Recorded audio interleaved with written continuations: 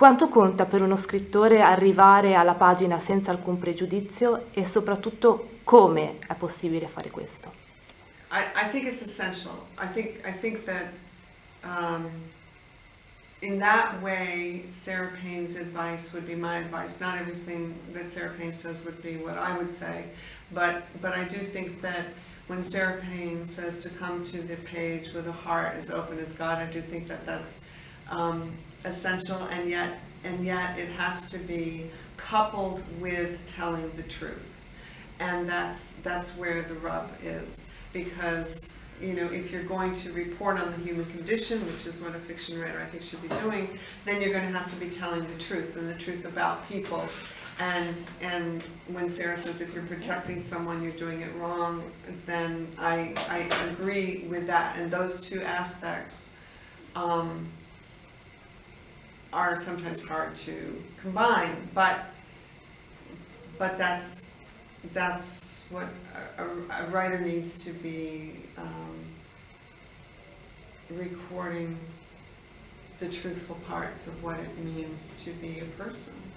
È importantissimo che sia essenziale, e quindi anche se non tutte le cose che Sarah Payne consiglia a Lucy Barton mi trovano d'accordo, in questo senso il consiglio invece lo trovo molto buono, cioè le parole che Lucy le dice sono essenziali, però non devono mai essere disgiunte dal fatto di dire la verità, ed è proprio lì che cominciano i problemi, perché naturalmente se lo scrittore è uno che deve registrare e riferire come deve, perché secondo me è così, della condizione umana in modo schietto, in modo veritiero, allora delle volte rischia di far male, o in altri casi rischia di voler proteggere qualcuno, e quindi naturalmente di assumere in qualche maniera appunto un certo pregiudizio o di privilegiare qualcuno, e questo è ciò che non va fatto. Quindi lo scrittore deve, per me, registrare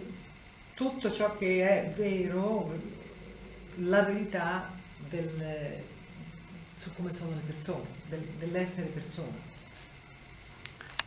Lucy Barton è un libro che racconta storie, quindi un libro corale, ma è anche un libro in fondo sul silenzio. Tante vicende sono quasi accennate.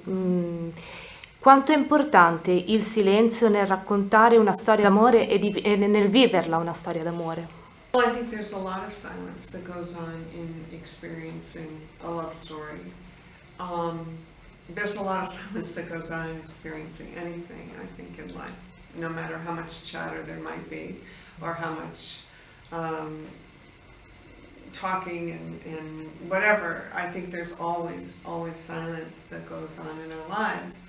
And with Lucy Barton, I very deliberately, because her story is so extreme and her background was so extreme, I very deliberately made the choice to just lightly touch. I had the image of a thumbprint. I thought I would just put a little thumbprint here and a thumbprint there so that the reader can understand but won't have their nose pressed into it.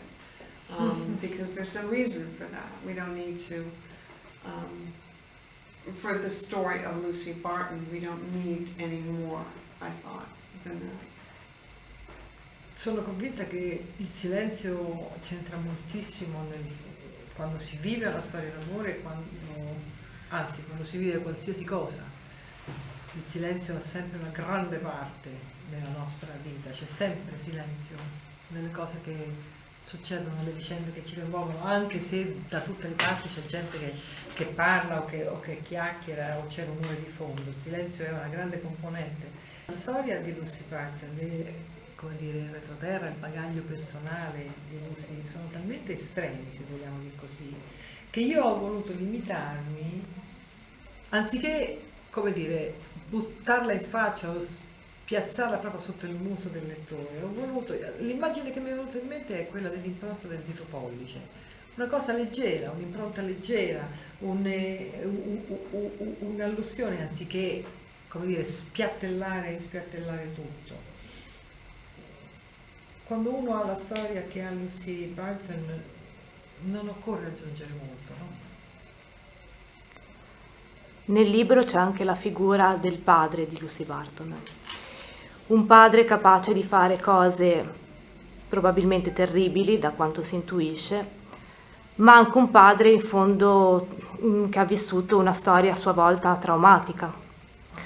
Da parte sua non sembra ci sia mai un giudizio delle persone, dei personaggi, ma piuttosto un lasciare al lettore la libertà di interpretare quello che meglio crede, di farsi una propria opinione.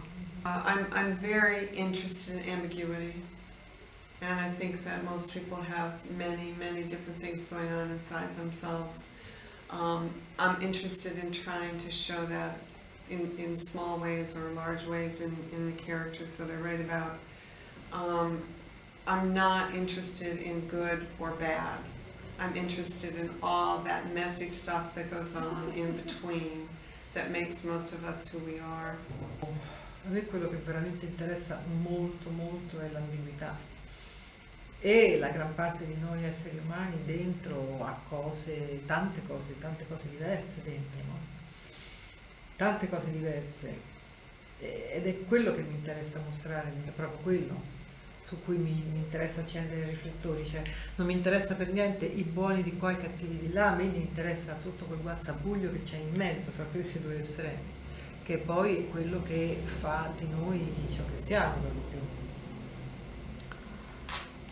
Lucy Barton è anche una persona che in qualche modo supera un confine, ovvero quello da un'infanzia povera, un'infanzia terribile, a una vita diversa, quella che vive a New York. Quanto è importante per lei il concetto di confine, e soprattutto si riesce a superarlo questo confine, o qualcosa, diciamo, della vita precedente rimane nella vita che uno si sceglie? Those were the questions that were interesting to me as I was writing it, because first of all, I was very interested in class in America, and I was very interested in what it would be like for somebody to have come from such a very poor background, so poor that they were ostracized by their community, to come from that background and to cross class lines and end up arguably middle class or upper middle class, even woman living in New York in such a different way. That was very interesting to me. And then how much does that actually happen? How much, is left behind? Those are questions that I don't really know that I can answer them, but I can put them out there and sort of, write it out. And I think every reader will bring their own experience to that as well. And so that's what I wanted to do as well, so that I don't know that those are answerable questions, but they're good. It's a good question. There are times I'm sure that Lucy feels that she can't leave behind the background, but she has left behind the background at the same time. So again, it's the ambiguity that I'm interested in. Precisamente le domande che mi ha interessato pormi mentre scrivevo il libro. La prima cosa è che io sono partita da un interesse per i rapporti di classe in America. Mi sono chiesta come sarebbe stato se qualcuno che era, di provenienza, d'origine talmente povero che la sua famiglia era in realtà emarginata dalla sua comunità, valicasse queste famose frontiere e diventasse un membro, entrasse a far parte di un ceto medio alto nella città, di New York, una città importantissima. Queste erano le cose questo è l'interesse che mi ha mosso. E l'altra cosa che mi interessava appunto cercare di capire, senza avere una risposta definitiva, è in che misura uno li valica sul serio questi confini, in che misura resta legato a quello che è stato. Ripeto, non ho la risposta, è che mi interessava pormi la domanda. E non ho la risposta, e forse è anche un bene che non ce l'abbia, perché in questo modo ogni lettore, ogni lettrice ci può mettere dentro la sua esperienza, può guardare queste questioni dal suo punto di vista. Del resto io non sono neanche sicura che ci sia veramente una risposta a queste domande. E c'è moltissima ambiguità circa il fatto che noi riusciamo a completamente superare e tirarci fuori da un certo retroterra, da una certa vicenda passata, oppure se invece questa ci deve accompagnare per sempre.